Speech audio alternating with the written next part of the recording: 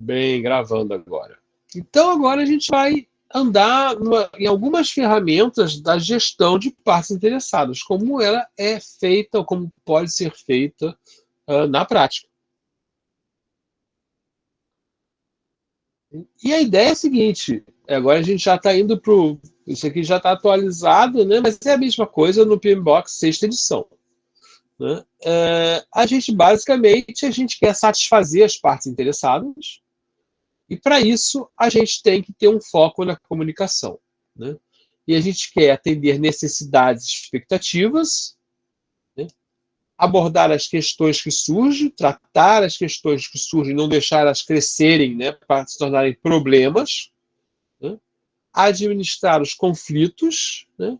E incentivar o engajamento, fazer as pessoas se sentirem parte do projeto. Né? Inclusive, aqui a gente poderia entrar por toda uma teoria de motivação.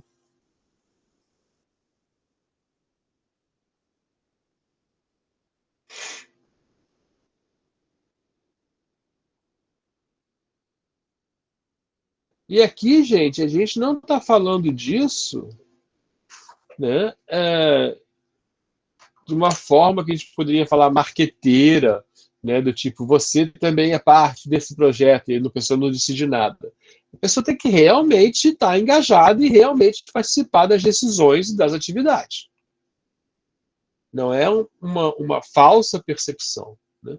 É uma percepção baseada em evidências reais de que ela faz parte do projeto. Então, a gente tem aqui, já no PMBOK sexta edição, né, identificar, planejar, gerenciar e monitorar. É também, basicamente, as mesmas coisas de antes, né, e também essa dificuldade de separar, né, o gerenciar e o monitorar. Né? Monitorar é algo mais passivo, né, gerenciar é mais ativo, mas as duas coisas têm que ser feitas a todo momento. Então, podia estar junto como processo.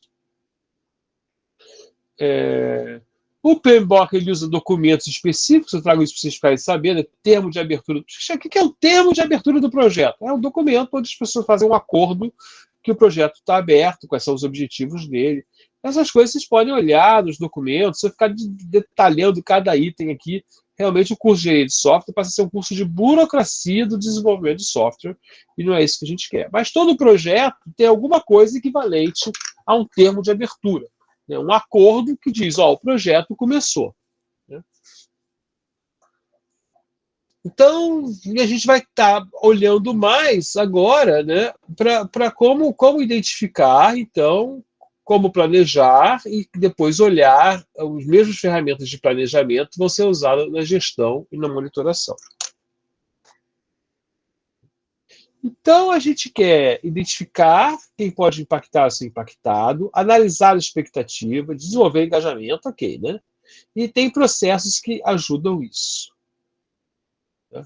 Então, a gente tem que olhar que as influências do gerente do projeto, elas agem e tem o feedback, né? Tem sempre um feedback, né? Que a gente tem que se usam certos nomes na indústria de software, na área de gestão. Né? Então, você tem a influência upward, né, que é com os patrocinadores, não é upward, é upward, né, que é com os patrocinadores e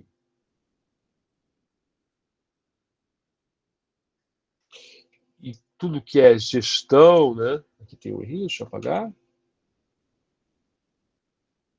Então, para cima, quem está acima do gestor, né, no mínimo a organização, mas geralmente quem está pagando e a diretoria, né? Para baixo, que é a equipe da gestão, a equipe do projeto, e os consultores que podem ter sido contratados. Né? E aí você tem sideward, né, que é dentro da organização quem é parecido com ele tem uma influência, né? E outward, que são os fornecedores, vendedores, governo, clientes e o público com que o produto dele vai interagir de alguma maneira. Okay? Então, o gerente do projeto, ele impacta e é impactado, né? Ele está no meio desse furacão que é o projeto, executando coisas, né? Mudando a vida, né? Mudando o ambiente onde essas pessoas, né? Impactando essas pessoas, né? Gerando resultados, né? Que estão impactando aqui, né? Mas, de certa forma, outra forma de impacto, ele impacta também, né, os outros gerentes e os outros projetos, né, e as equipes e os consultores. Né? Eu vou botar aqui outra forma de impacto. Ele contrata e despede, né? Ele é um sucesso, é um fracasso, isso vai afetar outros gerentes, ele solicita coisas, né? Eu preciso que o pessoal de banco de dados libere uma área para a gente. Então, ele vai agir ali no sideward, né? Para o lado. Né? Então, eu vou lançar agora a interface para o público usar. Então, ele está agindo, né, para fora. Então, eu vou enviar aqui a cobrança mensal, né, o relatório de gastos mensais para os patrocinadores, né, botarem lá o dinheirinho dele. Né? E aí ele vai, poxa, você tá muito caro esse custo porque você está entregando. Ele vai receber um feedback, olha, seu programa ficou horrível, seu programa ficou legal. Ó, você está me mandando trabalhar até muito tarde, opa, o salário está bom. Né? Essas coisas vão acontecer. Né? Você está pedindo muita coisa e você não tem esse cara aqui, você está pedindo muita coisa, mas você não tem poder para pedir certas coisas, você tem que mandar o seu chefe pedir. Então, essas coisas acontecem no dia a dia e o gerente fica trabalhando com isso no dia a dia.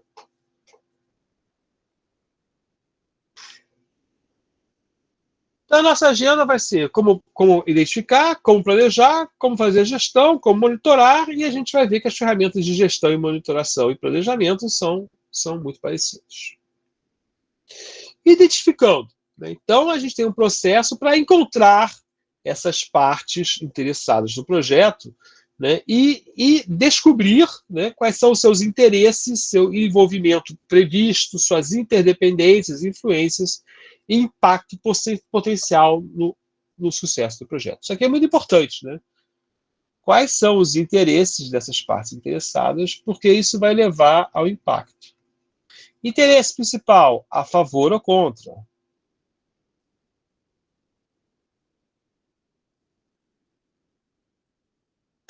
Outros interesses, certos resultados. Como isso é impactado? Elas fazem pressão. Né? Fazem pressão no projeto, para o projeto ir em uma e outra direção. Né? Então, para identificar as partes interessadas, que no PMBOK eu tenho que fazer um passo a passo, eu tenho que ter várias informações, tá? E eu posso ter essas informações em papel, em e-mail, né? Em várias formas, são as nossas entradas, e todo o PMBOK é assim, entradas, ferramentas e técnicas e saídas. Né? Tenho várias maneiras de trabalhar, por exemplo, eu posso usar a opinião especializada. Né? Ou seja, eu vou conversar com especialistas e pergunto, quem são essas partes interessadas? Né? Eu posso coletar dados, eu posso fazer entrevistas. Certo? É uma técnica. Eu até contei para vocês aqui da técnica do hospital, foi entrevistar as pessoas aleatoriamente no hospital para ver se nós encontrávamos outras partes interessadas. Né? Eu posso também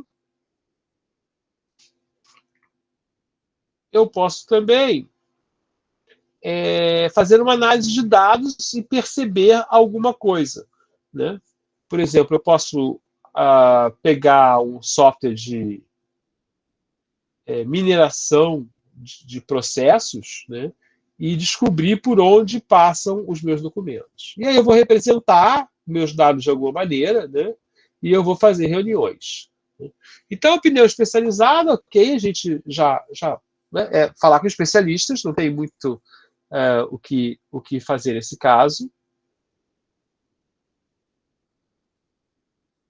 Coletas de dados podem ser por questionários específicos, pode ser por brainstorming, né? Pode ser por brainwriting, que é o brainstorming escrito.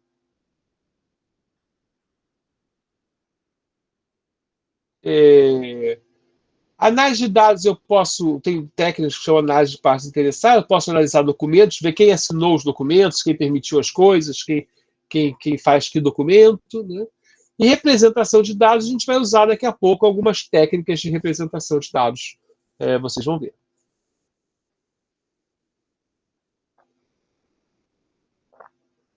Então, na análise de partes interessadas, a gente vai fazer uma lista. Então, já guardem isso aí, porque esse vai ser o trabalho que a gente vai fazer na próxima aula, mas esse trabalho vai ter os seus passos, né? Então, a próxima aula vai ser uma espécie de laboratório. Então, você vai pegar as partes interessadas e listar, né, suas posições na organização, suas funções no projeto, suas participações, expectativas, atitudes, interesses. Gente, isso aí é muito simples. Tá? Pelo menos um rascunho disso é razoavelmente fácil de fazer. E poucos projetos fazem. Ah, eu sou ágil, eu não preciso fazer isso. Não, você é ágil aí que você precisa fazer isso. Por isso que o ágil tem um planejamento inicial, né? A sprint zero, que alguns chamam, né? Ou pré-jogo. Né? Alguns separam o Scrum em pré-jogo, jogo e pós-jogo. Você tem que descobrir quem são suas partes interessadas. Então, vocês anotem aí na cabeça, né? Primeira coisa que eu faço sempre é descobrir quem são as partes interessadas. E uma parte interessada, né, duas partes interessadas essenciais, você tem que descobrir sempre é patrocinador e cliente, ou usuário. Outra cliente e usuário. Você tem que descobrir quem são essas pessoas, ok? E as partes interessadas, elas participam de formas específicas. Primeiro, ela tem interesses. Tá? Uma pessoa ou grupo pode ser afetado por uma decisão de projeto. Essa passar a estrada no meio das casas, aquelas pessoas têm um interesse. Né? Vou fazer um software de venda, o vendedor que vai usar o software tem um interesse. Depois existem direitos legais e direitos morais, certo? Que o seu software vai afetar. Né? Depois existem as propriedades, né, legais e também as propriedades abstratas, né? Quando a pessoa achar que é dona do dado, por exemplo. Né? Depois tem os conhecimentos necessários. Eu vi um projeto acontecer também dentro do meu grupo, onde tinha que fazer um cálculo complicado dentro do software, e esse cálculo, quem sabia não ensinava. Aliás, mais de um projeto assim, estou me lembrando do segundo agora, e certamente, se eu pensar um pouquinho aqui, vou me lembrar do terceiro. Ou seja, nós tínhamos que fazer uma conta nesses dois projetos. O patrocinador queria que o software fizesse a conta, mas fazer essa conta era um emprego dentro da organização. Então, as pessoas que faziam a conta, elas não mostravam para a gente como fazer a conta. Elas mistificavam o processo de conta. É muito complicado, explicavam de uma maneira complicada. E a gente tinha que descobrir como essa conta era. Num caso, houve um convencimento, né, inclusive usando poderes do patrocinador para essa conta ser esclarecida, e no outro caso, a gente foi estudar, né, porque não era tão complicado assim. O primeiro caso era bem complicado, e era uma coisa que só a organização fazia, mas no outro caso era uma legislação, então a gente foi estudar como se fazia a conta.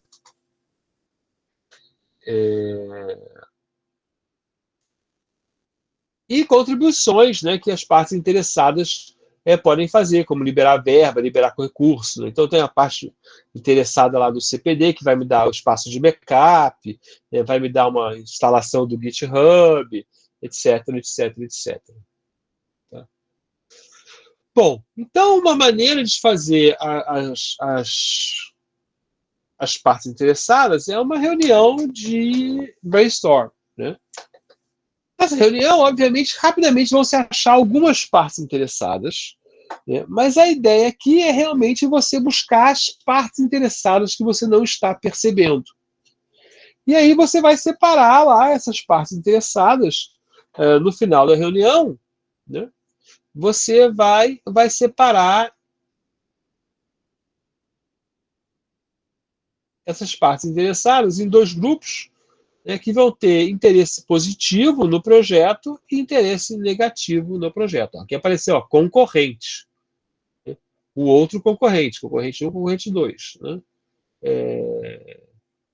Aqui apareceu, aqui, acho que é Rita do faturamento. Né? Acho que é uma coisa assim. Né? Paulo Roberto da TI. Ah, por quê? Porque eles não querem que esse sistema ocorra. Quem que é aqui? Tá? Doutor José, né? Gestor, coordenador de implantações, consultor. Ah, aqui eu não sei quem é, que eu não consigo ler. E, no mínimo, você tem que fazer algo do tipo disso aqui, né? Uma matriz, um Excel lá, um conjunto de formulários Google, o que você quiser, né? Dizendo, olha, eu tenho aqui uma parte interessada, que é o José Maria da Silva. O que ele é? Ah, ele é o vendedor. E que função desempenha? Vai usar o app de celular. Aí eu vou botar aqui algum contato dele, né, do José, né? Necessidades que o vender pelo app seja mais simples do que é hoje. Expectativas. Ah, não, necessidades talvez aqui seja melhor até a gente botar que ele quer concluir venda, né? A gente pode, cara, velocidade, né? Pode botar aqui funcionar como hoje, mesma forma de vender, né? Nível de influência, a gente pode botar aqui médio, né? Porque vai usar, né? Vai fazer classificação interna, é da empresa. E aí a gente vai criando uma fichinha dessa para cada parte interessada. A gente vai saber quem são as pessoas com quem a gente vai ter que conversar ao longo do projeto. Depois a gente pode classificar essas partes interessadas. Essa ferramenta, esse grupo de ferramentas aqui é bem interessante. Okay? Então você vai escolher provavelmente uma delas e não todas. Tá? São 4 ferramentas diferentes, mas muito parecidas.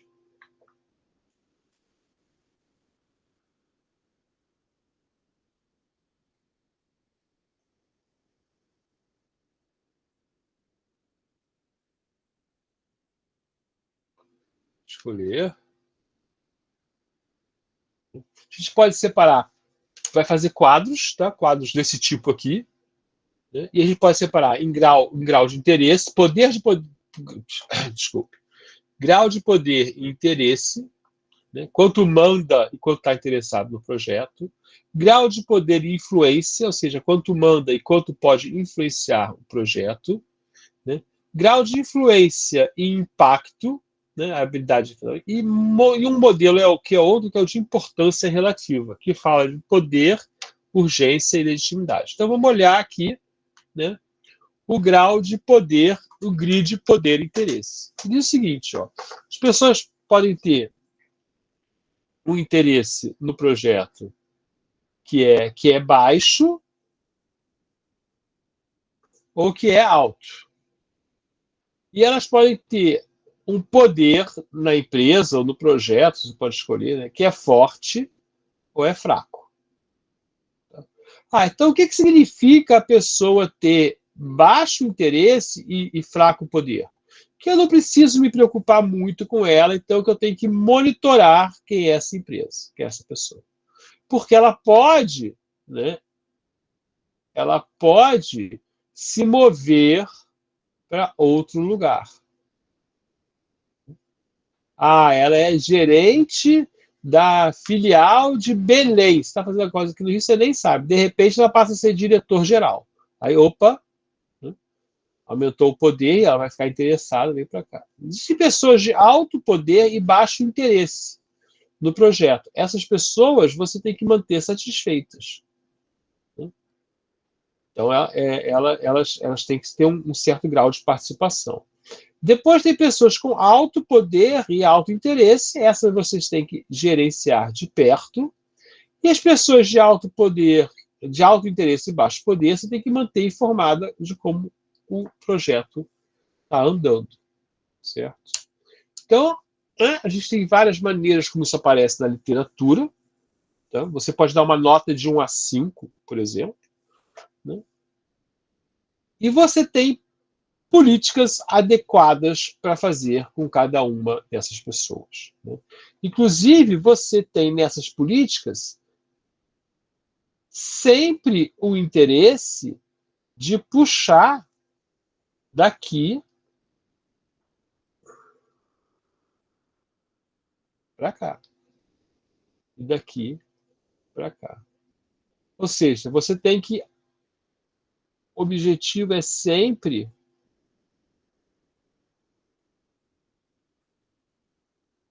aumentar o interesse e a participação.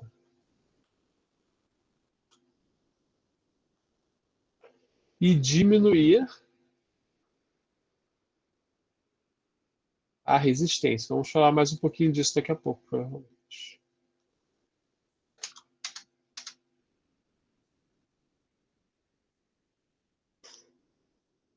Então, ações a fazer, né? Por exemplo, se eu quero tornar o meu projeto mais interessante para o grupo de pessoas, eu começo a fazer jornaizinhos sobre o projeto, né? Faço um website do projeto, envio e-mail contando o que está acontecendo, né? Essas pessoas ficam interessadas, né? E eu passo a mantê-las interessadas em busca de criar apoiadores, né? Embaixadores da boa vontade, né? Gente que vai ouvir o projeto e falar: esse projeto é legal, a gente tem que participar, tem que fazer, porque vai trazer bem para a organização. Para fundamentar a identificação das partes interessadas, a gente pode procurar certas coisas, né? É a saliência da parte interessada para a organização. Então, por exemplo, existe um relacionamento. Quem é contratado tem um relacionamento com a organização, né? Existe uma dependência de poder. Ou a empresa depende da parte interessada, que é o governo, por exemplo, ou a parte interessada tem poder sobre a empresa, né? O acionista. A dependência de poder tem dominância da empresa, às vezes. A parte interessada é contratada da empresa, né? Então a empresa tem poder sobre ela. Pode haver uma dependência mútua. E tem que existir uma legitimidade, né? Por exemplo, uma relação contratual, um direito, um risco, uma reivindicação moral. Se você vai lá passar com a sua estrada pelas casas, as pessoas estão em risco, elas têm uma reivindicação moral no projeto, né?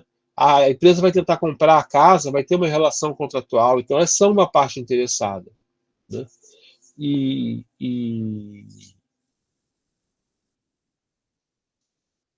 então essa legitimidade tem que ser explicitada. Então eu falo, a legitimidade não pode ser implícita, a pessoa tem que fazer um claim, né, que o americano diz, uma afirmação que está interessado.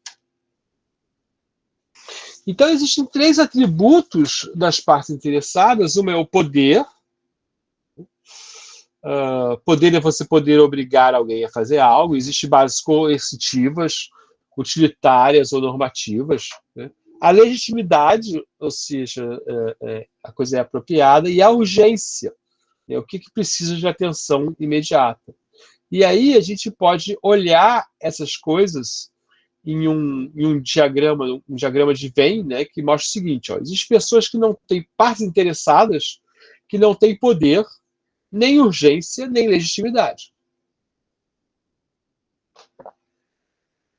Ou seja, elas estão ali berrando que são partes interessadas, mas não são. Elas são não partes interessadas. Porque elas não são afetadas, né? Elas não têm uma relação contratual, ou então elas não se declararam. Então tem aqui uma parte interessada que, como ela não tem poder, urgência ou legitimidade, na verdade ela não é uma parte interessada. E a gente pode até ficar monitorando ela como se ela tivesse baixo poder e baixa interesse. Aí aparecem as partes interessadas que têm poder. mas não têm urgência nem legitimidade, né? São dormentes, né? São, por exemplo, um diretor de outra área que não tem nada a ver com o projeto, mas, quem sabe, em algum momento descobre que tem a ver. Tem a parte interessada que tem a urgência, é o demandante, mas ele não tem o poder para mandar fazer, nem a legitimidade para mandar fazer, ok? Mas ele tem a necessidade. Tem a parte interessada que tem só a legitimidade. É ele que fala sobre o assunto, mas ele não pode ordenar, nem tem urgência, ele não precisa daquilo naquele instante, naquele momento, para aquela época. Né? Ele tem um interesse discricionário, ele está na área, né? Ele tem uma responsabilidade ali, ou usa de alguma maneira. Então ele tem legitimidade para falar, ou vai ser afetado de alguma maneira. Mas ele não tem pressa, não tem urgência, não vai mudar o negócio dele, nem tem o poder para fazer as coisas funcionarem ou pararem. Esse poder pode ser positivo ou negativo. E aí começa, bom, agora eu tenho uma parte que é legítima e tem urgência. Só não tem o poder. Essa parte é dependente. Ela precisa encontrar alguém que tenha o poder para fazer o seu projeto. A questão é que se minha parte interessada for dependente, né, ela vai depender e o projeto todo vai depender de alguém que não tem interesse, urgência ou legitimidade para fazer disso. Tem a parte interessada que tem o poder e a legitimidade, mas não é urgente. Ela domina, inclusive domina a dependente, né? Mas ela não tem a urgência. Então, se ela precisar cortar, por exemplo, um pouco do dinheiro, vai cortar desse projeto que é o seu, ou que azar. Né?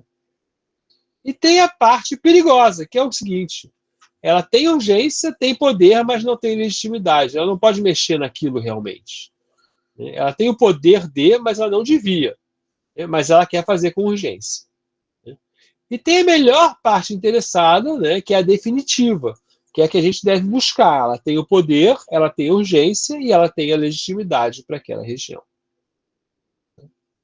Então a gente quer aqui o seguinte, ok, a gente quer identificar e classificar as partes interessadas em alguma dessas ferramentas. Ah, eu posso botar em todas? Pode, mas talvez seja um trabalho grande demais para o tamanho de projetos que a gente tem.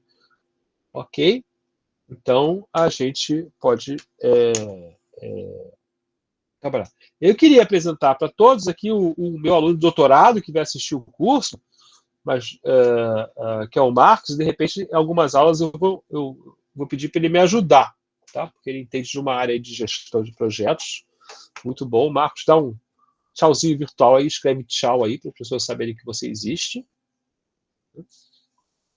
Em qualquer aula aí, pode ser que eu chame ele para falar de algum assunto. Ele não sabe disso não, que eu ia falar isso não. Estou fazendo uma surpresa para ele. Eu falei só para ele assistir.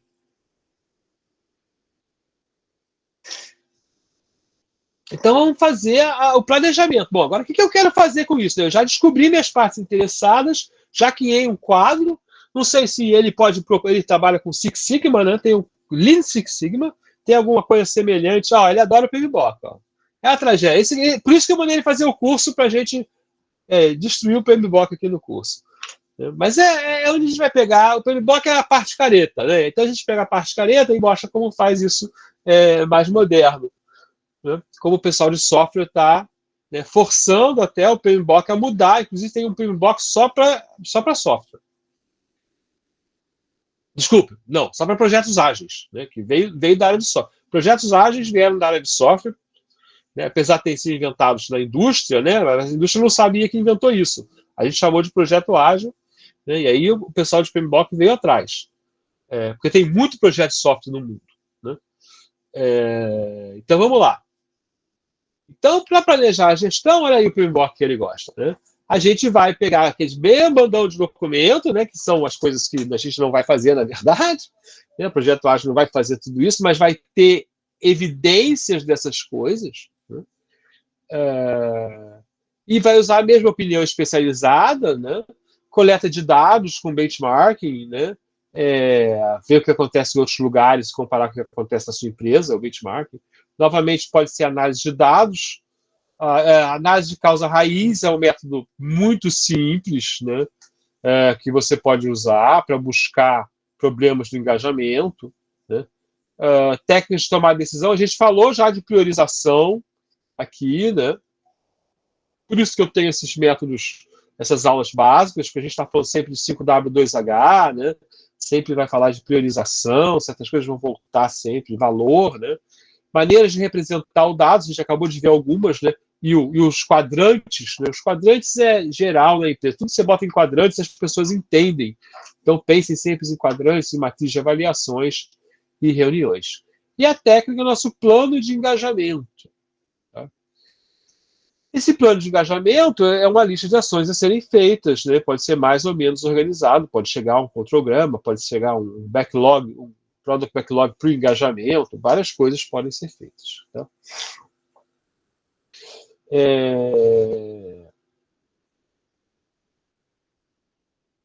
Bom, a gente vai falar em algum momento do curso mapa mental também, e análise de causa raiz a gente vai falar. Né? Então, isso aqui a gente vai, é uma matriz para classificar o engajamento. Tá?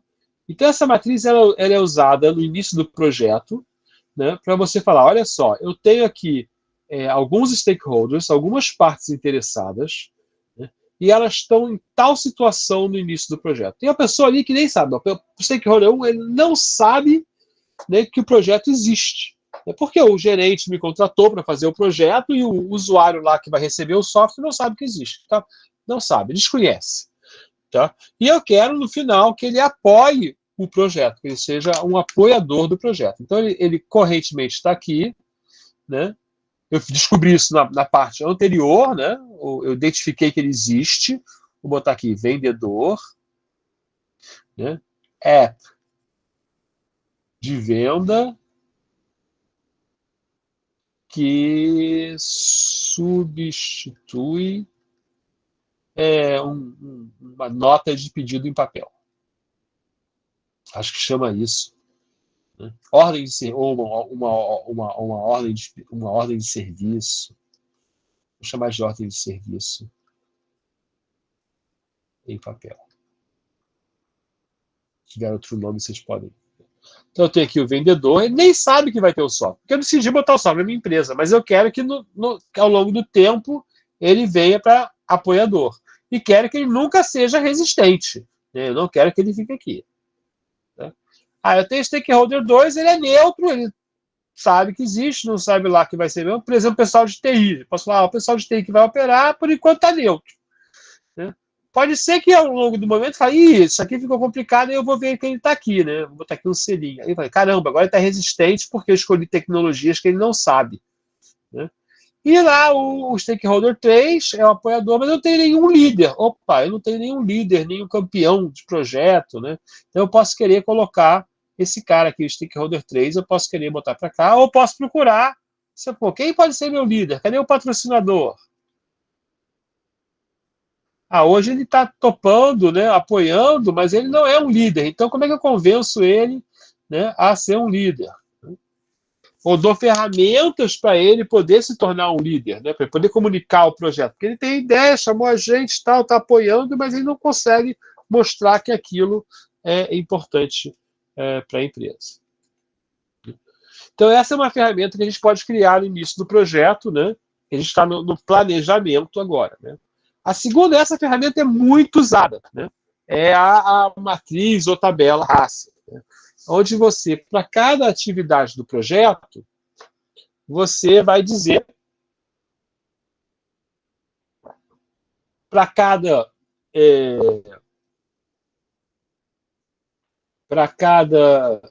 tipo de participante, né, para cada parte interessada, se ela é responsável, se ela vai realizar a atividade, né, se ela é um autorizador, né, ou seja, quem vai dizer isso aí está aprovado, né, ela vai ser consultada, ou seja, vai dar informações para o responsável realizar, né, ou ela só precisa ser informada. Tá?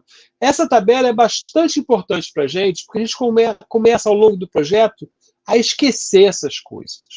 Aí você esquece de consultar alguém, esquece de informar alguém. Então você tem que manter isso atualizado, né, o tempo todo. Tá? Aqui tem um exemplinho da tabela Hasse. No Moodle tem muito material. Né? Aqui tem outros exemplos de como pode ser feito. E pode ter mais de uma. Às vezes, você tem pessoas que vão participar da realização e também vão aprovar. Então, aqui, por exemplo, o gerente, né, ele vai fazer o que aqui? Aqui, desculpe. Aqui, ele vai realizar parte do trabalho de projetar e vai aprovar também. Né? E várias pessoas são informadas. Né? Quando você olha para uma tabela RACE, né, você tem que ter regras, né, para verificar se ela está bem feita. Né? E as regras são o seguinte, ó, óbvias, né? Cada atividade tem pelo menos um responsável. Opa, vamos procurar aqui. Fazer fundação, tem responsável? Alguém vai fazer. Né? É um quem, né? Quem faz. Opa, tem, essa aqui tem, essa aqui tem, essa aqui tem. Beleza, regra 1, passei.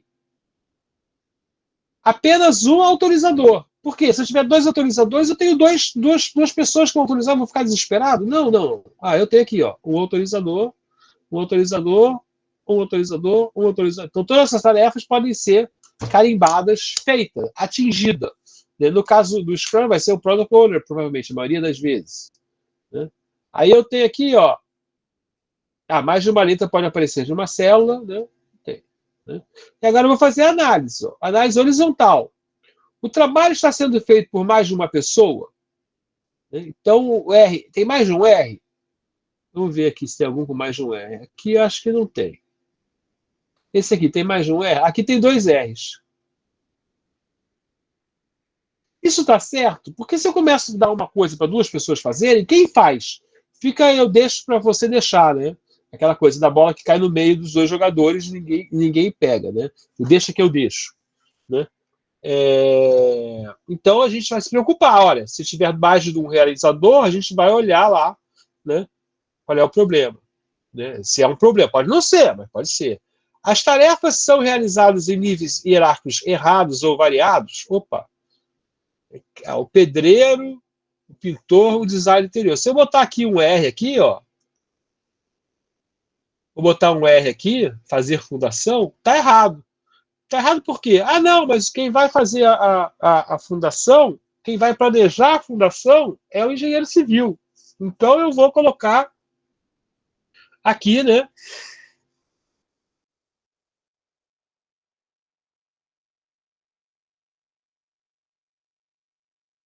Eu vou colocar aqui que ele é um R. Não, ele não é um R para fazer a fundação, ele é um R para planejar a fundação. Né? Então a gente vai prestar atenção nisso. Né? Tem muito ou pouca gente sendo informada. Né? Olha só, esse projeto aqui, beleza, tem um cara informado.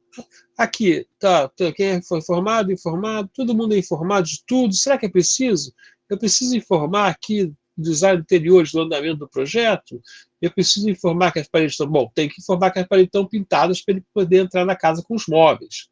Então eu vou ver ali se a quantidade de pessoas informadas e consultadas está correta. Né? Na vertical, você tem alguém aqui, ó, esse aqui tem 4 R's, o gerente. 4 R's. Não é demais para ele, não? Ele tem que testar, tem que implantar? Provavelmente não. Né? Então eu posso tirar aqui os R's desse cara, deixar ele, por exemplo, só ser informado que foi testado. Porque tem R demais para ele. Né? Excesso de ácido. O cara está aprovando tudo, só ele aprova? Ah, não, aqui tá bom. Ó. O gerente aprova umas coisas, o consultor de chassi aprova outras, aqui o engenheiro civil aprova umas coisas e o cliente aprova as outras. Ah, tá bom, tá ok. Né? Ah, não, o cliente aprova tudo aqui. Ó. Ah, tá errado, ele não pode aprovar a fundação. Não tem nada a ver com isso, ele não sabe ver fundação. Né? Então, não é ele que aprova. Nenhum espaço em branco. Por que não tem nenhum espaço em branco? Né? Pode ser um problema. Né? RA na mesma célula. RA na mesma célula é um problema. Quem faz e aprova, nesse caso aqui, ele participa só, então ele é um C, ele não é um A. Quem vai fazer, o analista, ele vai ser consultado. Né? E a gente, então, pode melhorar, a partir dessas regras, melhorar a nossa tabela RACE.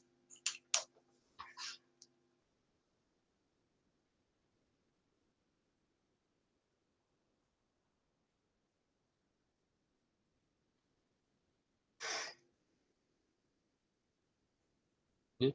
E aí as PIs, elas fazem perguntas para a gente, né? Ela pergunta, o que eu tenho que falar? Né? Como eu posso fazer para as minhas necessidades serem conhecidas? Quando esse projeto vai acabar? Né? Como é que ele vai me afetar? Eu vou perder meu emprego? Né? Como é que eu vou aprender a usar os resultados do projeto? Quando essa ponte vai ficar pronta? Né? Quando é que qual vai ser o custo do pedágio da ponte? Então, todas essas perguntas, né? Quando é que eu vou ter que comprar um celular novo para rodar essa app? Né? As pessoas começam a fazer perguntas típicas, né? E você tem que ter as respostas.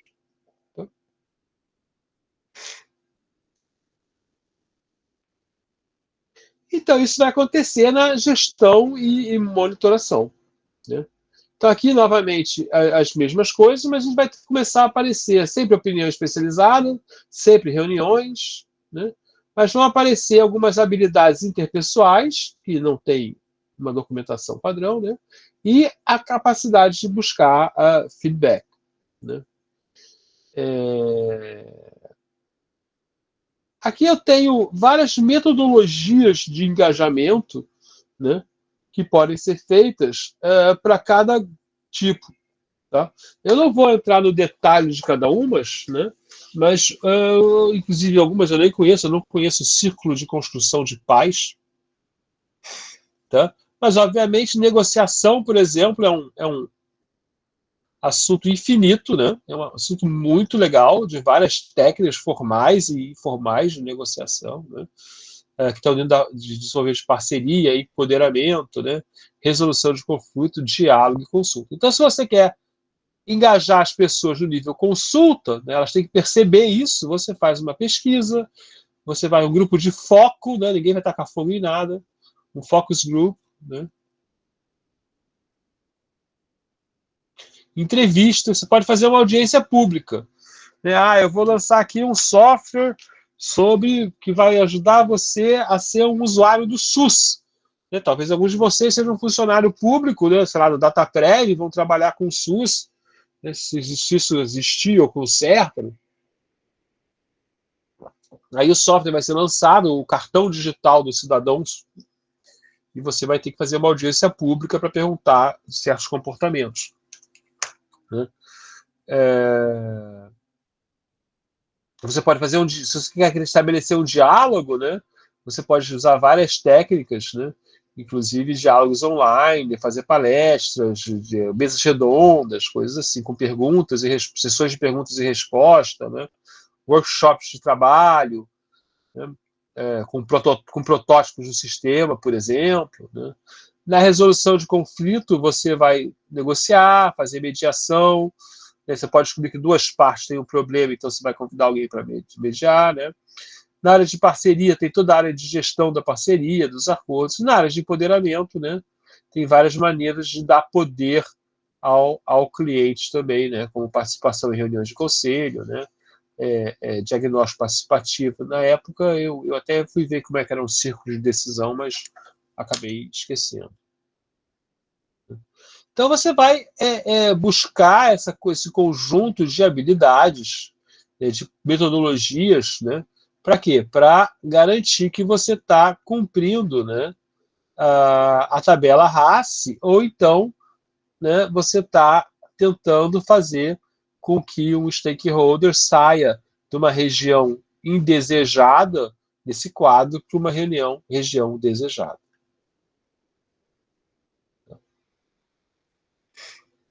E aí você vai monitorar, né? Para monitorar, então aí você novamente, né, vai usar técnicas como análise de dados, né, causa raiz que a gente vai falar, né, tomadas de decisão com critérios múltiplos, votação, né, e vai ter que usar essas habilidades interpessoais e fazer sempre reuniões. Reuniões são comuns.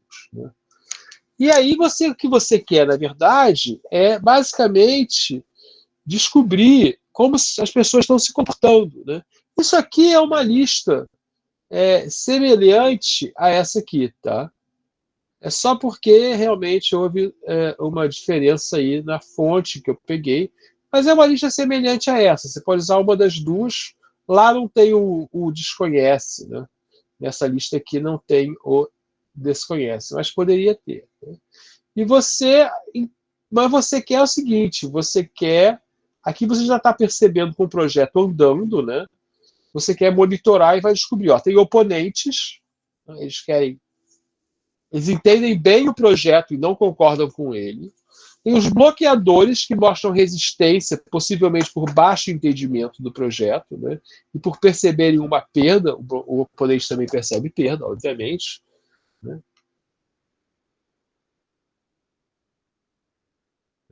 Eles têm erro, ou conhecem algum erro na suposição do projeto, né?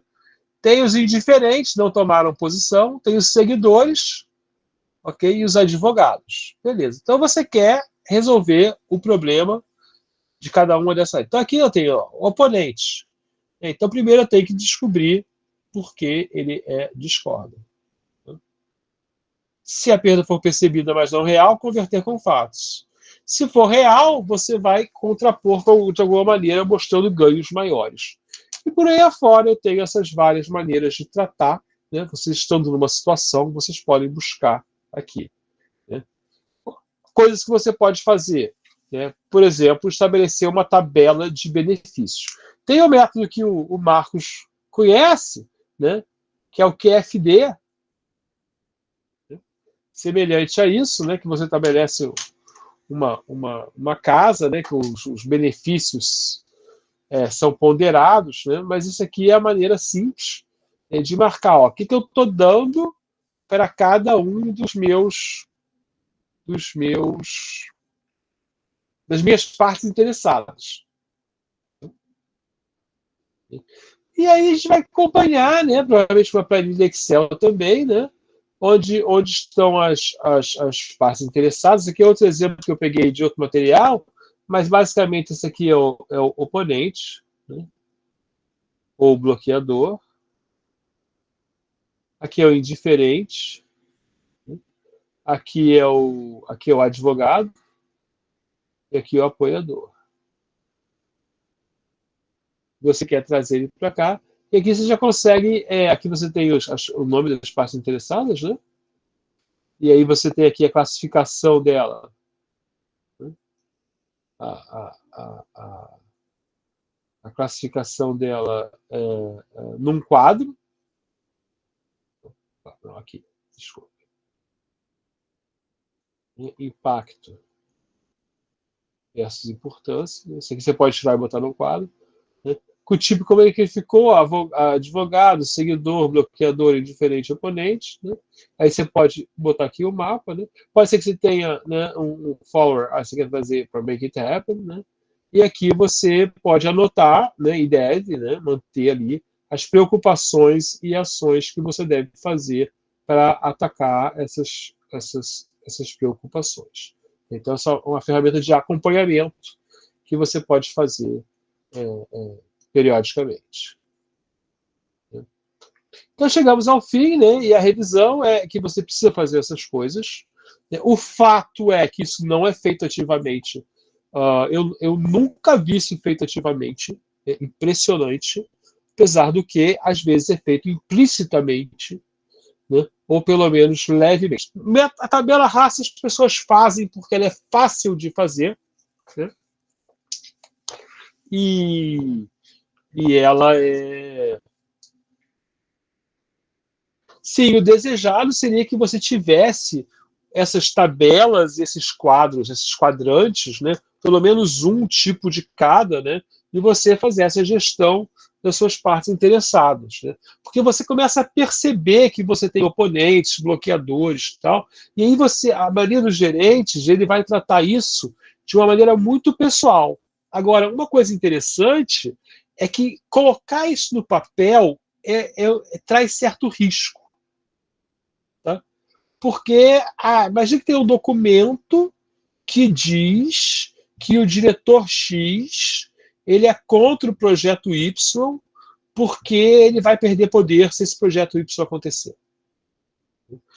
Olha só, se tiver qualquer amiguinho, se esse documento chegar na mão de algum amiguinho do diretor, ou alguém que quer um favor, ele vai para esse diretor. E aí o diretor vai se tornar não só um oponente, mas um oponente feroz. Né? E vai pedir a sua cabeça, porque você está mentindo que ele quer manter o poder. Então, Eu acredito que muitos lugares não tenham coragem de fazer isso porque cria uma informação sensível explícita. Então, guarda na cabecinha que é melhor. Né? Mas você pode fazer isso, e você deve fazer isso para tudo que não for sensível. Né? Para mostrar, inclusive para reuniões, isso é interessante. Olha, nosso usuário ele está ainda resistente. A gente tem que treinar melhor, tem que informar melhor. Então, essas coisas podem ser colocadas de uma maneira não tão crítica politicamente. Eu agora vou fazer outra coisa que eu não avisei para o Marcos, mas é perguntar se ele pode dar algum exemplo aí de tabela raça, ou de alguém que tenha usado isso ativamente. Né? Tabela raça provavelmente ele encontrou, ele fez em algum lugar. Né?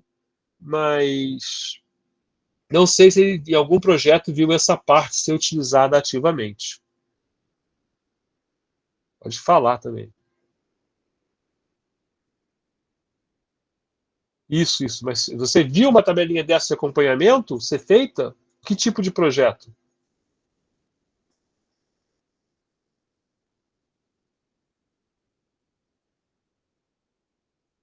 Ele não quer falar. Ele pode falar. Desculpa, prof. Tá meio abafado? Dá pra me ouvir Tá, direitinho? eu vi muito bem. Eu já vi alguns dos passos dos mais negligenciados do PMBOK, desde o termo de abertura do projeto até alguns outros, serem utilizados, mas sem acesso de fato, ao pessoal de dentro da empresa mesmo, ou seja, era utilizado só pelo grupo de consultores que foi contratado externamente. Era para tentar melhorar uma linha de desenvolvimento de aquela nota impressa, como é que eles dão um nome? Que você imprime todas as mensalidades do ano, Hum, para depois você faz uma gráfica, monta direitinho, tem um nome para isso que eu esqueci agora. Carnê, é um carnê. Carnê. Tinha uma empresa que, enfim, a gráfica que era parceira deles fechou e eles não tinham confiança de mandar o carnê, porque tem todas as informações do cliente, etc., para outra gráfica poder fazer. Então eles faziam manualmente, eles paravam uma semana para pegar todos os funcionários, o cara do administrativo, o cara da manutenção, todo mundo parava para fazer carnê, montava uma linha com as mesas do escritório, imprimia na impressora comum deles, cortava com régua e grampeava para montar o carnê, porque não tinha uma gráfica que eles confiavam para fazer isso. Só que isso causava 1 milhão de problemas para a empresa. E aí eles chamaram um grupo de consultores, onde eu também estava envolvido, que tinha por objetivo tentar atenuar esses problemas e criar um projeto em que aquilo ali pudesse ser feito, porque tem data do ano para fazer, então dá para prever, tentar realocar esforços, etc. Então, mas assim, haviam, como o senhor estava dizendo, partes interessadas a favor e contra, por muitas etapas que esse processo se esbarrava. Inclusive gente que via nisso chance de postergar o próprio prazo, podemos utilizar desse argumento, tipo, não vou entregar porque eu tive que ficar uma semana parado, só que é só uma semana, por causa dessa conta que eu inventei aqui, na verdade me rende 3 meses de prazo, porque é uma semana crítica, eu vou ter que refazer um monte de coisa. Então, apontar essas coisas é muito delicado, como o senhor estava explicando. Aí o que a gente fazia era manter esses documentos só com a gente. Era um grupo de 4 consultores e mais uma pessoa interna da empresa que era com quem a gente tinha mais abertura. Então era só com ela que a gente conversava esse tipo de coisa. De fato, não era um documento que ficava com a empresa ou que podia circular nas mãos de alguém e, de fato, poder causar esse tipo de problema que o senhor estava mencionando. Você não precisa nem mostrar esse papel, né? Você pode só falar, olha, a gente tem um Não. problema. E você sempre tem o problema. Né? Qualquer projeto que tenha uma organização maior, né? Tem sempre alguém contra, alguém reclamando. Eu vi projeto que as pessoas sabiam roubar no sistema velho. Né? Roubo é um problema sério. Né? Inclusive, eu tenho um exemplo que é um órgão público, né, que o pessoal cobrava propina, né, para pegar um processo de papel e tirar de uma estante e botar noutra. Nunca mais esse processo vai ser encontrado, porque o processo é o número 124/3/8. É o seguinte, é o processo 124 da estante 3 no andar 8. Né? Se você botar na estante 7, acabou, nunca mais o projeto é encontrado, só sem querer. E ninguém fica olhando, esse projeto é errado, não dá tempo. Né? Então o cara fala, tá bom, vou sumir com o seu processo. Quanto custa sumir com o seu processo? O cara não sumia com o processo. O cara trocava de instante. Aí o processo era esquecido para sempre. Quando você bota um sistema de acompanhamento de processo, que está colocando no Brasil inteiro nos órgãos públicos, né? Tem até um sistema padrão do governo federal, você acaba com isso. Não só acaba com isso, como tem visibilidade. Então, quando eu entro no sistema, no meu departamento, eu vejo todos os processos do meu departamento. Então, eu posso ver se alguém apagar, se alguém mexer, que alguém não devia mexer. A transparência, né, toda no local que ela é justa, né, ela toda permite que todo mundo veja o que está acontecendo. Então, as pessoas são contra, né, porque elas querem esconder processo, elas querem, mesmo que elas não sejam desonestas, elas querem fazer o processo andar mais devagar ou mais depressa. Né, e a partir do momento que você tem um sistema, certo? Como esse que e você tem esse sistema gera indicadores de desempenho, né? Porque logo depois que você faz o sistema, você olha e bota um indicador de desempenho. Né? Quanto tempo você demora para carimbar o processo? A gente agora está olhando o processo num lugar do governo, né? E a gente vê assim um tempo enorme do momento que a pessoa, que aquele departamento lá, que aquele órgão, subórgão, né, devia ter feito algo e o dia que ele faz. Tá? E é muito engraçado porque quase todos os órgãos têm uma distribuição exponencial. Tá? Que é o seguinte, ó. Sai a ordem para eles fazerem o papel, eles atendem assim. Tá? Sendo que a gente acha que em certo momento aqui é algum erro. Tá? E aí um órgão específico lá, todos os órgãos são assim. Aí um órgão específico, ele é assim. É muito estranho isso. Tá? É muito estranho. A gente não sabe por que a gente está investigando agora. Tá? Claro que tem um tempo para fazer as coisas, né? Mas talvez essa distribuição aqui azul é claramente normal. Tá? Tem um tempo para fazer as coisas, mas esse tempo aqui é muito alto. Esse delta T aqui é muito alto. Mas tem uma característica que pode ser uma das coisas, é o seguinte, a ordem que sai... Deixa eu pegar outra cor aqui. A ordem que sai aqui, né, a ordem do tipo 1, ordem tipo 1, ela é geralmente simples. E a ordem do tipo 2, ela é muitas vezes bem complicada. Então, talvez aqui o cara leia, tipo assim, 10 linhas ou 2 páginas e faça, e aqui o cara tem que ler um negócio enorme para entender o que é a ordem. Tá? Tipo, 60 páginas. E aí, então, ele demora para ler, e aí, na verdade, isso aqui é só uma... Isso aqui, aí, nesse caso... Opa! Nesse caso, isso aqui é só uma normal que só tem um lado, né? Se não me engano como chama isso, mas a descrição é igual a normal, mas só tem um lado porque é muito rápido. Não é realmente exponencial. Mas a gente está parecendo que ela é exponencial para a gente.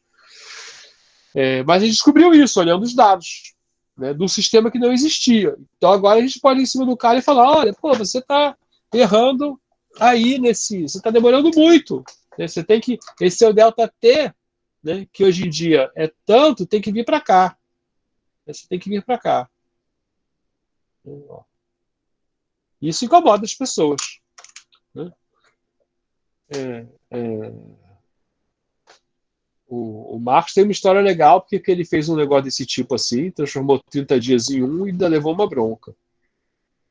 Eu estava pensando nisso quando você explicava.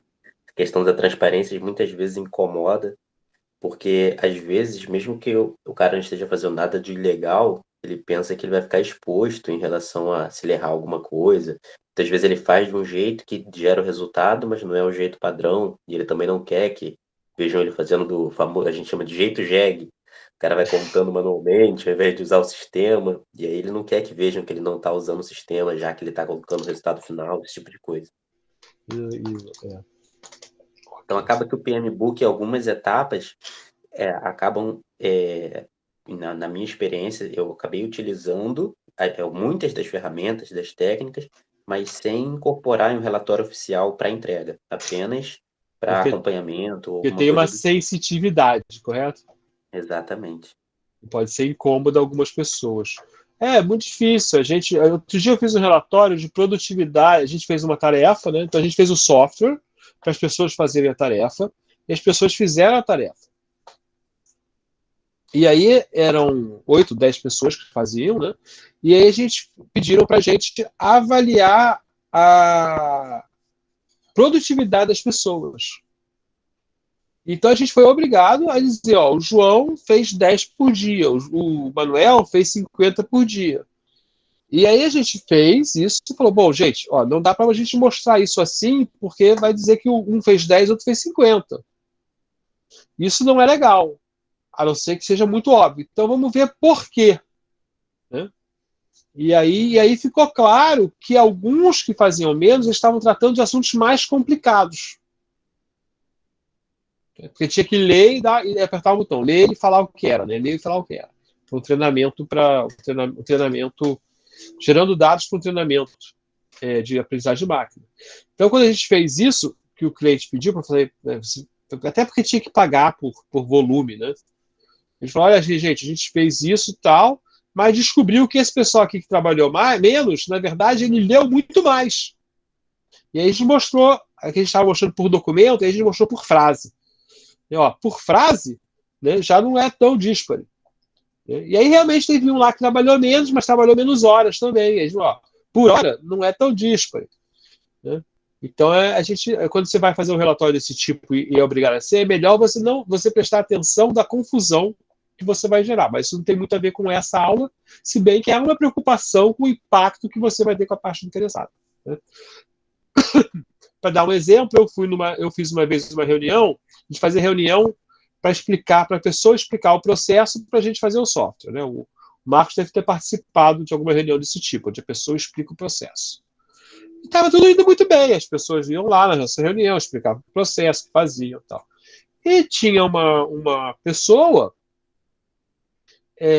que realmente ela não fazia nada, porque ela é responsável por um processo que não existia, que não tinha demanda.